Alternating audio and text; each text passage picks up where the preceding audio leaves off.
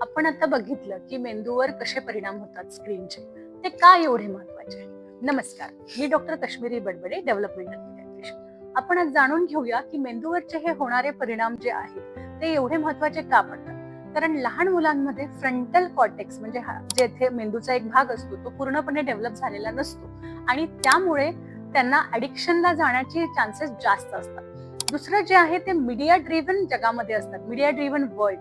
त्याच्यामध्ये बरेच changes generation to generation दिसू शकतात आणि ह्याच्यामुळे जेनेटिक म्युटेशन पण बऱ्याच प्रमाणात आपल्याला आढळून आलेलं आहे.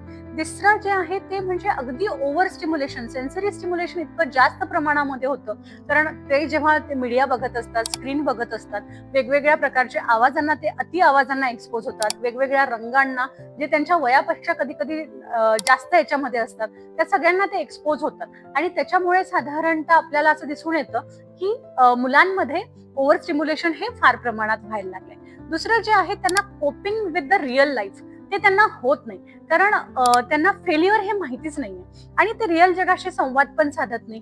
त्यामुळे त्यांना कोपिंग मेकॅनिझम हे त्यांच्यामध्ये खूप कमी प्रमाणामध्ये डेव्हलप होतं आणि त्याचबरोबर त्यांचं जे मीडिया ड्रिव्हन वर्ल्ड आहे त्यामध्ये ते रिअल लाईफ सोबत कुठेच कनेक्ट होत नाही.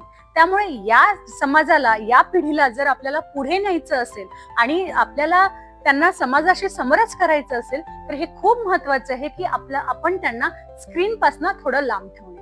धन्यवाद.